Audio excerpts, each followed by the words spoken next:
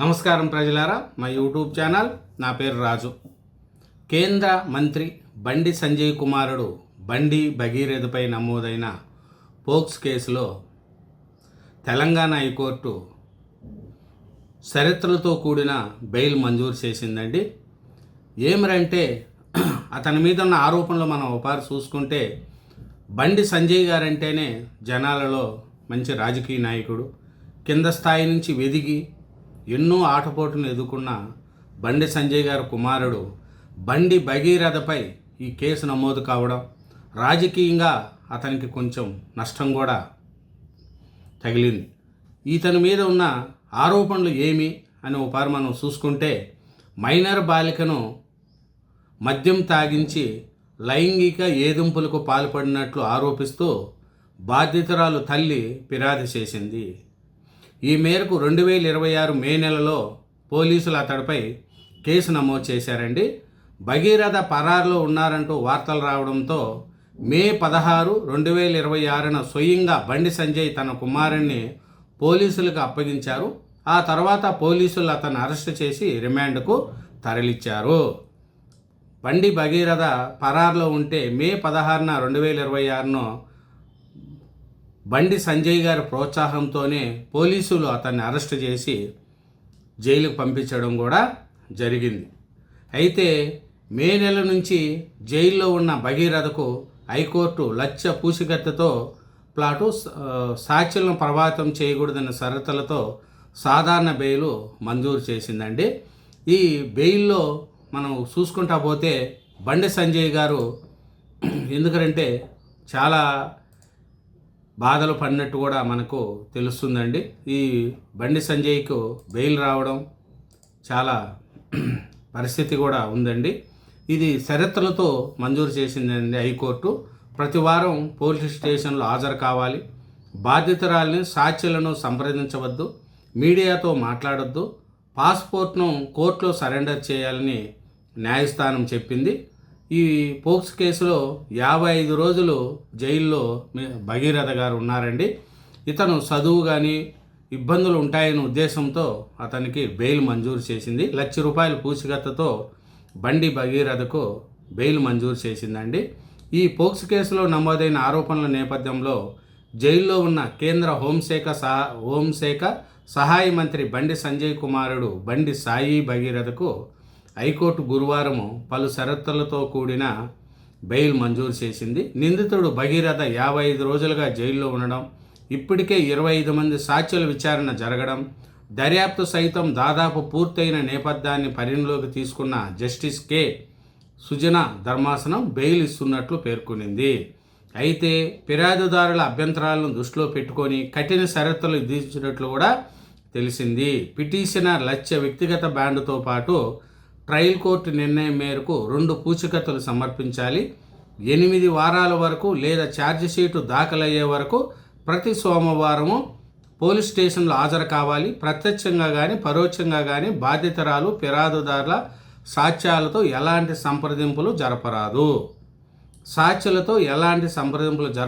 సాక్షులను బెదిరించకూడదు, సాక్షుల జోలికి పోకూడదు, మీడియాతో మాట్లాడకూడదు, ఎక్కడ కూడా ఈ కేసుకు సంబంధించిన విషయాలు బయట పెట్టకూడదు అనేది కోర్టు చాలా కఠినంగా వ్యవహరిస్తుందండి. ప్రతి సోమవారము స్టేషన్కి వచ్చి సంతకం పెట్టిపోవాలని చెప్పి కూడా బెయిల్లో పేర్కొన్నారండి. ఎందుకంటే బాధితురాలకు సంబంధించిన ఇల్లు, పరిసరాలు, విద్యా సమస్యలు, ఇతర ప్రదేశాలకు ఎట్టి పరిస్థితుల్లో వెళ్ళకూడదు, బెదిరింపులు, కఠినంగా వ్యవహరించడం వంటి చర్యలకు పాల్పడవద్దు, మీడియా పోలీస్ స్టేషన్లో ప్రస్తుత నేరము లేదా ఇతర అంశాల గురించి మాట్లాడరాదు, అనుమతి లేకుండా విదేశాలకు వెళ్ళరాదు, పాస్పోర్ట్ను సరెండర్ చేయాలి. షరతులను భగీరథ ఉల్లంఘిస్తే ఫిర్యాదుదారులు బెయిల్ రద్దును కోరవచ్చని కూడా హైకోర్టు స్పష్టం చేసింది. హైకోర్టు ఒకటే చెప్పింది, మీరు వాళ్ళ జోలికి పోకూడదు, సాక్షులను బెదిరించకూడదు, వ్యక్తిగత బాండ్తో పాటు ట్రయల్ కోర్టు నిర్ణయం మేరకు 2 పూచికత్తులను కూడా సమర్పించాలి. 8 వారాలు లేదా ఛార్జిషీటు దాఖలయ్యే వరకు ప్రతి సోమవారము పోలీస్ స్టేషన్కి వచ్చి సంతకం పెట్టాలి. బాధితురాల మీద ఎటువంటి వాళ్ళ ఇండ్లలో పరిసరాల్లో కానీ వాళ్ళ జోలికి కానీ పోకూడదు. పోతే బెయిలు రద్దు అయ్యే అవకాశాలు కూడా ఉంటాయనేది కూడా మనకు తెలుస్తుందండి.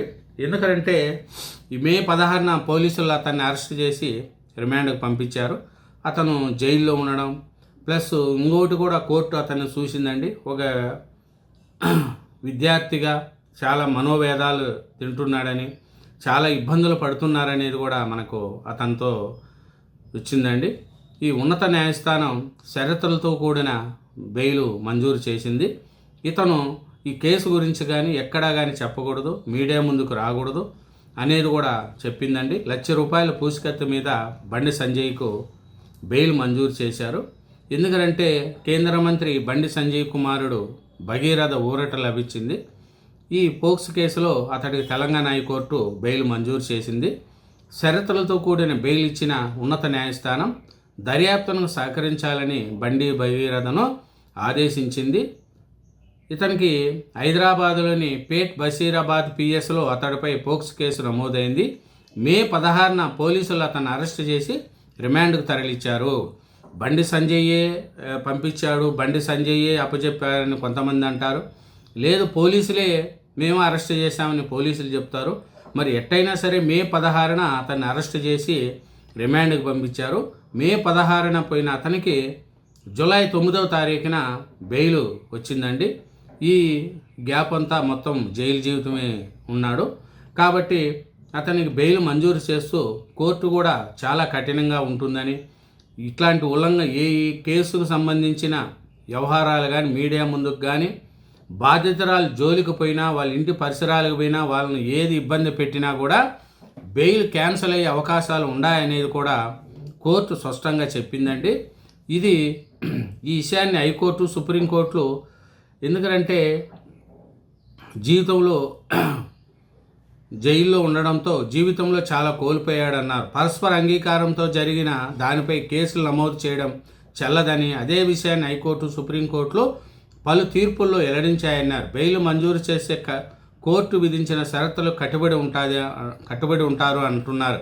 ఎందుకంటే ఆ అబ్బాయి అమ్మాయి వాళ్ళు ఇద్దరు బాగానే తిరిగారు, వాళ్ళ అంగీకారంతో జరిగింది. తర్వాత అమ్మాయి కేసు పెట్టడం కూడా జరిగింది. కాబట్టి దీని మీద కోర్టు కూడా కొంత సానుకూలంగా బెయిల్కు సహకరించేదండి. ఎందుకంటే వాళ్ళు బాగానే ఉన్నారు ఇద్దరు కూడా. తర్వాత విభేదాలు రావడంతో ఆ అమ్మాయి కేసు పెట్టింది. అది కూడా కోర్టు పరిగణలోకి తీసుకున్నట్టు కూడా మనకు తెలుస్తుంది. ఏది ఏమైనట్టుగా బండి భగీరథ చేసింది తప్పు అని అతనికి పోలీసులు అరెస్ట్ చేశారు, పోక్స్ కేసు పెట్టారు. కాబట్టి తర్వాత తెలంగాణ హైకోర్టు బెయిల్ మంజూరు చేసిందండి. ఇదేనండి Bandi Bhagiratha POCSO case May 16న అరెస్ట్ అయ్యి జూన్ 9న బెయిల్ మీద రావడం జరిగింది. థ్యాంక్ యూ వెరీ మచ్ అండి. ఛానల్ సబ్స్క్రైబ్ చేయండి, వీడియోని లైక్ చేయండి. Thank you, bye.